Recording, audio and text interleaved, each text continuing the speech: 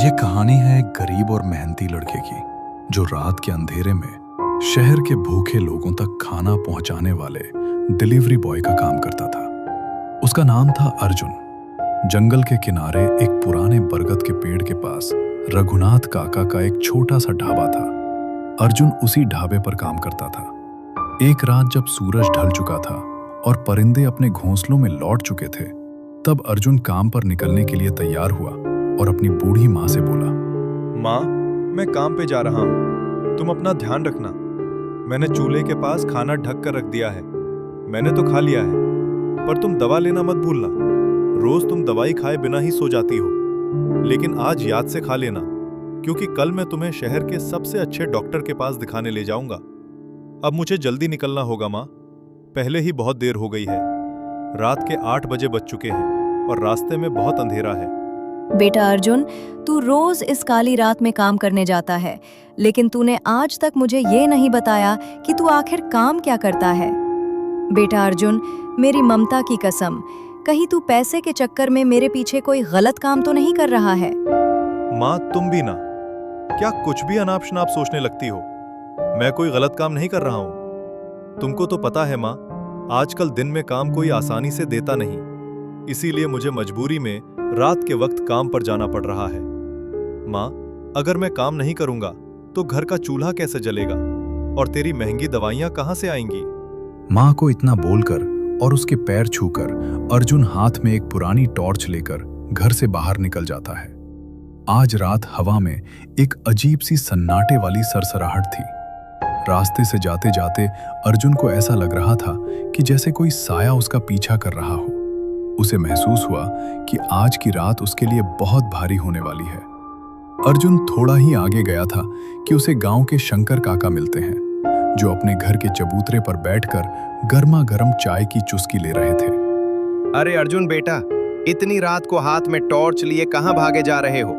तुम रोज इसी वक्त काम करने जाते हो। ऐसा भी क्या गुप्त काम करते हो जो सिर्फ रात को ही होता है?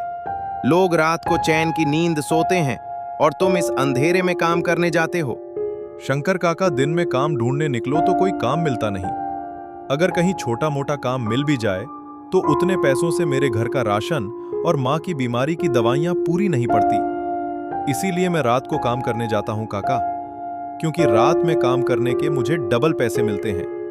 बस मेहनत कर रहा हूँ ताकि माँ ठीक हो जाए। लेकिन अर्जुन बेटा, क्या तुम भूल गए कि अपने गांव के पास जो वो घना और डरावना जंगल है, वहां रात को क्या क्या होता है? उस जंगल से आधी रात को ऐसी अजीब आवाजें आती हैं जैसे कोई रो रहा हो। और सुना है, जंगल के पास जो ठाकुर बलवंत सिंह की जो पुरानी हवेली है, उस रास्ते से रात को कोई जानवर तो छोड़ो, बड़ा से बड़ा बहादुर इंसान भी जाने से डरता है। वहां मौत का साया रहता है बेटा। शंकर काका, अगर हम डर के मारे घर में दुबक कर बैठ गए तो जिंदगी जीना मुश्किल हो जाएगी। पेट की भूख और माँ की बीमारी मुझे डरने की इजाजत नहीं देती। अगर सम्मान से जीना है तो डर का मुकाबला करना ही पड़ता है काका। इतना बोल के अर्जुन तेज कदमों से अपने काम पर निकल जाता है। थोड़ी देर बाद अर्जुन उस सुनसान ढाबे पर पहुंच जाता है जहां वो काम करता था। अरे अर्जुन बेटा, आज तुझे आने में देर क्यों हो गई? क्या हुआ बेटा? माँ की तबीयत तो ठीक है ना? अगर तुझे पैसों की तंगी है या कोई और परेशानी है तो तू मुझे बेझिझक बोल सकता है, शर्मा मत। नहीं रघुनाथ काका, माँ की तबीयत अब पहले से बेहतर है। मुझे देर इसलिए हो गई क्योंकि रास्ते में मुझे शंकर काका मिल गए थे, तो उनसे बातें करते करते समय का पता ही नहीं चला और थोड़ी देर हो गई। कोई बात नहीं बेटा, देर हो गई तो क्या हुआ? तुम जरा अंदर जाओ। मैंने काउंटर पर एक खाने का पार्सल पैक करके रखा हुआ है, उसे उठाओ और फौरन डिलीवरी के लिए निकल जाओ। पार्सल पर घर का पता और मालिक का नाम लिखा है। अर्जुन खाने का पार्सल लेने अंदर चला जाता है। दूसरी तरफ जंगल के घने पेड़ों के बीच ठाकुर बलवंत सिंह की एक बहुत बड़ी और आलीशान हवेली थी। उस हवेली के जंग लगे लोहे के गेट के पास एक पुरानी लकड़ी की कुर्सी पर चौकीदार हरिदयाल बैठा हुआ था। वो पिछले 25 सालों से उस हवेली की वफादारी से रखवाली कर रहा था। हवेली के अंदर ठाकुर बलवंत सिंह भूख के मारे तिलमिला रहे थे। उनका मिजाज बहुत कड़क था। अगर उन्हें समय पर खाना नहीं मिलता था तो वो गुस्से में आग बबूला होकर नौकरों पर चिल्लाने लगते थे। अबे ओ रामलाल के बच्चे, कहाँ मर गया बे? सो गया क्या कामचोर कहीं का? जल्दी इधर आ बे। अबे ओ रामलाल, बहरा हो गया है क्या? जल्दी इधर आ। ठाकुर साहब की ये कड़क और डरावनी आवाज सुनकर रामलाल थर थर कांपते हुए दौड़कर ठाकुर साहब के कमरे में आता है। रामलाल जब कमरे में आया तो उसका पूरा शरीर डर के मारे बुरी तरह कांप रहा था और उसके माथे से पसीना टपक रहा था। जी जी मालिक, आपने मुझे बुलाया, हुक्म कीजिए मालिक। अरे ओ रामलाल के बच्चे, मैंने तुझे कितनी बार आवाज दी? कहाँ मर गया था तू? क्या मेरे घर में मुफ्त की रोटियां तोड़ने के लिए रखा है तुझे? मालिक, दिन भर काम करते करते मैं बहुत थक गया था, इसीलिए बिस्तर पर लेटते ही मेरी आंख लग गई थी। आंख लगने की वजह से मुझे आपकी आवाज बराबर सुनाई नहीं दी। माफ कर दीजिए मालिक। अबे ओ रामलाल, तू मेरी हवेली में सोने आता है या काम करने? तुझे मैं काम करने की तनख्वाह देता हूँ, ना कि चादर तान के सोने की। अब जबान मत लड़ा और जल्दी मेरे लिए गर्मा गर्म खाना लेकर आ। मुझे पेट में चूहों की तरह जोरों की भूख लगी है। मालिक, वो खाना तो खत्म हो गया है, आप थोड़ी देर रुक जाइए। मैं रसोई में जाकर आपके लिए अभी गर्मा गर्म खाना बनाकर लेकर आता हूँ। क्या खाना खत्म हो गया है? रामलाल, तुझे अच्छी तरह पता है ना कि मुझे रात को ठीक 9 बजे खाना चाहिए। फिर तू ये कैसे कह रहा है कि खाना खत्म हो चुका है? तेरी हिम्मत कैसे हुई? मालिक, लेकिन खाना बनाने वाला रसोइया आज अपने गांव गया हुआ है। आपने ही तो उसे कल काम से छुट्टी दी थी, इसीलिए आज समय पर खाना नहीं बन पाया। मैं अभी बस 10 मिनट में आपके लिए कुछ तैयार कर लाता हूँ। अबे रामलाल, तू कब खाना बनाएगा और मैं कब खाना खाऊंगा? तेरे हाथ की रसोई खाते खाते तो सुबह हो जाएगी। तू रहने दे। हमारे गांव के जंगल के पास जो रघुनाथ का ढाबा है, मैं उसी ढाबे से फोन करके खाना ऑर्डर कर देता हूँ। अब तू जल्दी यहाँ से निकल और अपना मनहूस मुंह मत दिखा। ठाकुर की ये कड़वी और अपमानजनक बातें सुनकर बेचारा रामलाल सिर झुकाकर वहां से चला जाता है। ठाकुर साहब अपना फोन उठाते हैं और उस जंगल के पास वाले ढाबे पे फोन मिलाते हैं। हेलो रघुनाथ, मुझे अभी के अभी खाना ऑर्डर करना है। मुझे बहुत जोरों की भूख लगी है और आज मेरे रसोइये ने खाना नहीं बनाया है, तो तुम जल्दी से किसी को मेरे हवेली पर खाना लेकर भेज दो। देरी नहीं होनी चाहिए। लेकिन ठाकुर साहब, इस वक्त खाने का ऑर्डर मैं ले नहीं सकता। रात के 10 बजे बज रहे हैं और उस खौफनाक जंगल के रास्ते से इस वक्त खाना लेकर कौन आएगा? और जो लड़का मेरे ढाबे पर काम करता था, वह भी एक ऑर्डर लेकर पहले ही बाहर गया हुआ है। रघुनाथ, मुझे फालतू की बातें सुनने की आदत नहीं है। मुझे खाना चाहिए, मतलब चाहिए। तू कुछ भी कर, लेकिन मेरे लिए अभी खाना लेकर किसी को भेज, या फिर तू खुद खाना लेकर मेरी हवेली में आ। ठाकुर साहब, आज अमावस्या की काली रात है और ऊपर से रात के 10 बजे बज रहे हैं। वो जंगल का रास्ता बिल्कुल सुनसान और खतरनाक है। उस रास्ते से अभी आना मतलब अपनी मौत को दावत देने जैसा होगा। नहीं मालिक, मैं इस वक्त आपके खाने का ऑर्डर नहीं ले सकता। रघुनाथ, तू मुझे ना कह रहा है? अगर तूने मेरा खाना मेरी हवेली में अभी नहीं पहुंचाया तो तेरी खैर नहीं। कल सुबह तेरे ढाबे की क्या हालत होगी ये तू अच्छी तरह सोच लेना। जल्दी मेरे लिए खाना भेज, वरना मुझसे बुरा कोई नहीं होगा। अब मैं फोन रखता हूँ। आधे घंटे के अंदर खाना मेरी मेज पर होना चाहिए। ठाकुर साहब की ये धमकी भरी बातें सुनकर रघुनाथ काका बुरी तरह डर जाते हैं और पसीना पोंछने लगते हैं। तभी सामने से 2 शहरी लोग ढाबे पे आने लगते हैं। काका, क्या यहाँ खाने के लिए कुछ मिलेगा? हम शहर से आए हैं और बहुत दूर जाना है। बेटा, खाना तो सब खत्म हो चुका है, क्योंकि रात के 10:30 हो गए हैं। इसीलिए मैंने ढाबे की रसोई बंद कर दी है। तुम लोगों को खाना तो नहीं मिलेगा, लेकिन हाँ, अगर चाहो तो मैं तुम लोगों के लिए चाय बना कर दे सकता हूँ। ठीक है काका, अगर खाना खत्म हो गया है तो कोई बात नहीं, आप हमारे लिए चाय ही बना दीजिए। अगर हमें आगे जाकर कोई और होटल या ढाबा दिखेगा तो हम वहीं खाना खा लेंगे।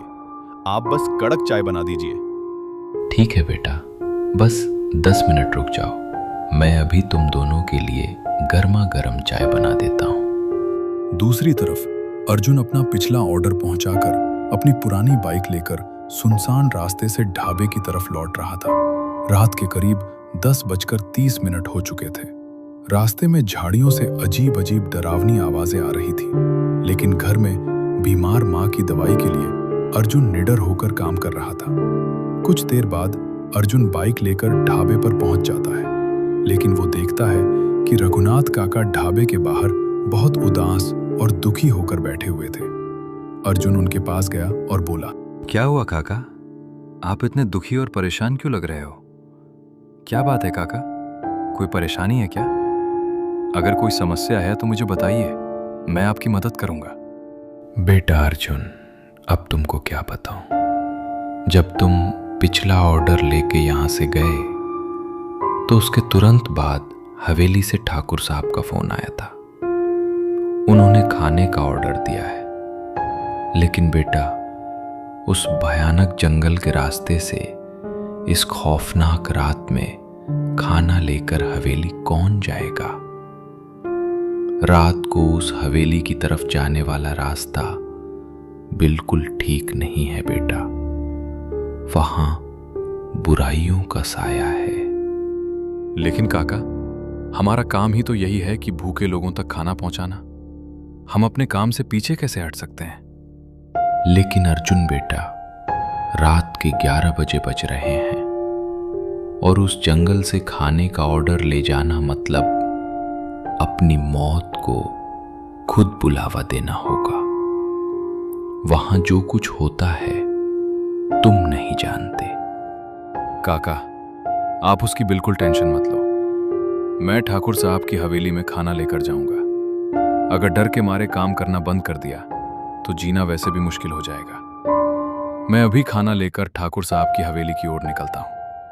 इतना बोल के अर्जुन ने अपने बाइक के पीछे खाने का थैला रखा और उस सुनसान डरावने जंगल के रास्ते से ठाकुर साहब की हवेली की तरफ बिना डरे बाइक स्टार्ट कर दी। रास्ते में घने जैसे कोई हाथ उसे पकड़ने की कोशिश कर रहे हों। जाते जाते अर्जुन को अचानक महसूस होने लगा कि उसकी बाइक के पीछे कोई उसका पीछा कर रहा है, लेकिन अर्जुन अपनी नजरें सामने टिकाए बाइक चलाता रहा। अचानक पीछे से उसे किसी के जोर जोर से हंसने की आवाज सुनाई दी।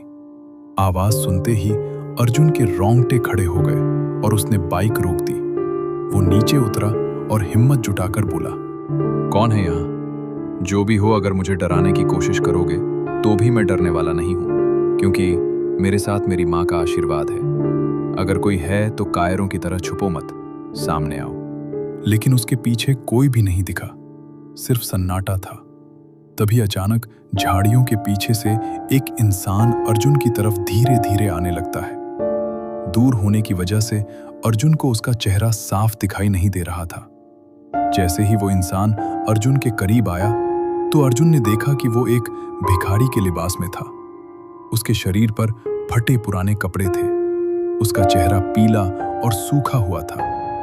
ऐसा लग रहा था कि बहुत दिनों से उसने एक निवाला भी नहीं खाया है। उसका शरीर बिल्कुल अधमरा सा दिख रहा था।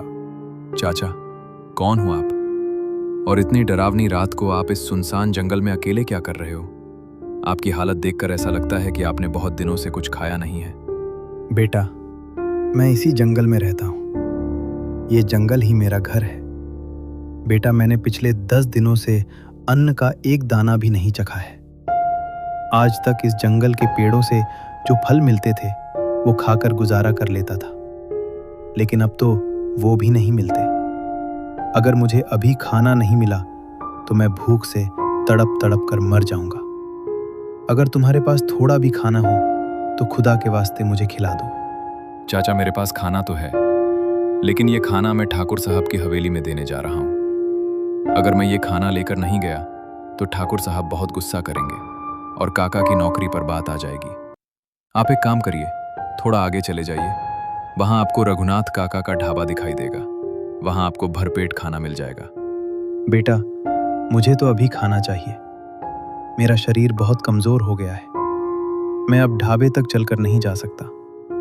मेरी जान निकल रही है बेटा। ठीक है चाचा, मैं आपकी हालत देख नहीं पा रहा। मैं आपको इसमें से थोड़ा खाना निकाल कर देता हूँ। इसमें दाल और रोटी है, आप जल्दी से खा लीजिए। नहीं बेटा, मुझे दाल रोटी पसंद नहीं है। मुझे तो इंसान का ताज़ा मांस पसंद है। क्या तुम अपना मांस मुझे खाने के लिए दे सकते हो? ये क्या बोल रहे हो आप? आप क्या पागल हो गए हो? कोई इंसान किसी इंसान का मांस कैसे खा सकता है? मैं आपकी दयनीय हालत देख के आपको अपना खाना दे रहा हूँ और आप मेरा ही मांस मांग रहे हो। तभी अचानक वो भिखारी, जो एक लाचार इंसान लग रहा था, एक भयानक आदमखोर राक्षस के रूप में बदलने लगा। उसका चेहरा विकृत हो गया, आंखें खून की तरह लाल हो गई। वो इतना डरावना लग रहा था कि अर्जुन उसे देख के कांपने लगा। उसके दांत भेड़िए की तरह लंबे हो गए और नाखून किसी जंगली जानवर की तरह बड़े बड़े और नुकीले हो गए। अर्जुन, अब तुम यहां से जिंदा नहीं भाग सकते। मुझे तुम्हारा ताज़ा मांस खाना है। मुझे इस जंगल में बहुत दिनों से किसी इंसान का मांस खाने को नहीं मिला है। आज तुम्हारी इन जवान हड्डियों और मांस से मेरी बरसों की भूख मिट जाएगी। ये भयानक दृश्य देख के अर्जुन पीछे हटने लगा। वो आदमखोर धीरे धीरे अर्जुन की ओर बढ़ने लगा। तभी अचानक झाड़ियों को चीरते हुए गांव के बुजुर्ग शंकर काका अपने हाथ में एक जलती हुई मशाल लिए वहां पहुंच जाते हैं। जैसे ही शंकर काका मशाल ले वहां आए, आदमखोर रुक गया। रुक जा आदमखोर, इस मासूम बच्चे को छोड़ दे, वरना मैं इस जलती हुई मशाल से तेरे पूरे शरीर को जलाकर राख कर दूंगा। जल्दी यहां से भाग जा, वरना अंजाम बुरा होगा। जैसे ही शंकर काका ने जलती हुई मशाल उस आदमखोर की आंखों के सामने लहराई, आग की गर्मी और रोशनी देख के वो आदमखोर डर के मारे जंगल के अंधेरे में कहीं गायब हो गया। शंकर काका, अगर आज आप सही वक्त पर ना आते तो वो आदमखोर मुझे जिंदा ही खा गया होता। आपका बहुत बहुत धन्यवाद काका, आपने मेरी जान बचा ली। बेटा अर्जुन, मैंने तुमको और गांव वालों को पहले ही बोला था कि इस जंगल से रात को गुजरना मतलब अपनी मौत को बुलावा देना है। आज तो मैं पास ही था, पर रोज ऐसा नहीं होगा। हाँ शंकर काका, आपकी बात बिल्कुल सही है। ये जंगल बहुत ही भयानक और डरावना है। लेकिन काका, मैं ठाकुर साहब को खाना देने जा रहा था। मुझे किसी भी हाल में ये खाना ठाकुर साहब की हवेली में पहुंचाना ही होगा, वरना वो ढाबे वाले काका को बहुत परेशान करेंगे। ठीक है अर्जुन बेटा, अगर तुझे ये खाना पहुंचाना इतना ही जरूरी है तो मैं भी तुम्हारे साथ हवेली तक चलता हूं, ताकि रास्ते में तुम्हारे ऊपर फिर कोई मुसीबत ना आए। नहीं शंकर काका, आप अब अपने घर वापस चले जाइए। मैं यहां से अकेला चला जाऊंगा। अब जंगल का रास्ता लगभग खत्म होने वाला है। मैं बस 5 मिनट में हवेली के पास पहुंच जाऊंगा। अब मुझे डर नहीं लग रहा। इतना बोलकर शंकर काका अपने घर वापस जाने लगे और अर्जुन भी अपनी बाइक स्टार्ट करके हवेली की तरफ बढ़ गया। कुछ ही दूर जाने के बाद वो सुनसान जंगल का रास्ता खत्म हो गया और एक बड़ा सा मैदान आया। थोड़ी ही दूर पर उसे ठाकुर साहब की विशाल हवेली दिखाई दी। जब अर्जुन बाइक ले गेट पर पहुंचा तो चौकीदार हरिदयाल वहीं अपनी पुरानी कुर्सी पर बैठा हुआ था। कौन हो तुम और इस वक्त इस हवेली के पास क्या कर रहे हो? क्या तुमको पता नहीं कि रात को इस हवेली के आसपास भटकना सख्त मना है? फिर तुम यहाँ क्यों आए हो? काका, मैं एक डिलीवरी बॉय हूँ। पास में जो रघुनाथ काका का ढाबा है, वहीं से मैं आया हूँ। ठाकुर साहब ने खाने का ऑर्डर दिया था, उसी को लेकर मैं यहाँ तक आया हूँ। क्या ठाकुर साहब ने खाना ऑर्डर किया था? लेकिन बेटा, इस वक्त ठाकुर साहब के कमरे में जाना मतलब अपने आप को गालियां खिलाने और मुसीबत मोल लेने जैसा होगा। मेरी बात सुनो बेटा, तुम ये खाना मुझे दे दो। मैं सावधानी से इसे ठाकुर साहब के कमरे तक पहुंचा दूंगा। नहीं काका, खाना मुझे ही लेकर जाने दीजिए। मालिक ने कहा था कि ठाकुर साहब ने मुझे ही खाना लेकर बुलाया है और मुझे ये पार्सल उन्हीं के हाथ में देना है। ठीक है बेटा, जैसी तुम्हारी मर्जी। लेकिन जब तुम अंदर जाओ और ठाकुर साहब के कमरे के पास पहुंचो तो याद रखना, कमरे के अंदर पैर मत रखना। बाहर से ही ठाकुर साहब को आवाज देना। चौकीदार की ये रहस्यमयी बातें सुन के अर्जुन ने हवेली के बाहर ही अपनी बाइक खड़ी कर दी। उसने खाने का पैकेट कस के पकड़ा और हवेली के बाहरी दरवाजे को धकेल कर अंदर चला गया। जब अर्जुन हवेली के मुख्य हॉल में गया तो उसे अजीब और डरावनी फुसफुसाहटें सुनाई देने लगी। ऐसा लग रहा था जैसे हवेली की दीवारें उसे पुकार रही हो। अर्जुन डरते डरते हवेली के बीचों बीच पहुंचा। तभी अंधेरे से रामलाल बाहर आया। कौन हो तुम? और तुम हवेली के अंदर इस तरह कैसे घुस आए?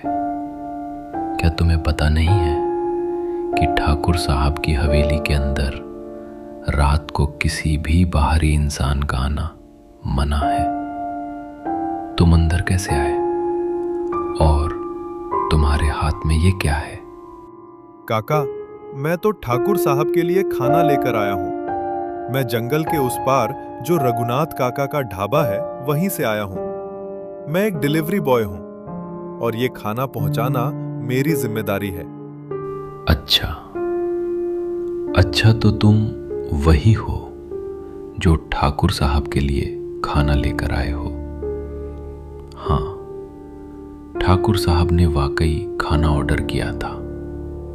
चलो मेरे साथ, मैं तुमको ठाकुर साहब के कमरे तक ले चलता हूं। दोनों धीरे धीरे ठाकुर साहब के कमरे की ओर बढ़े।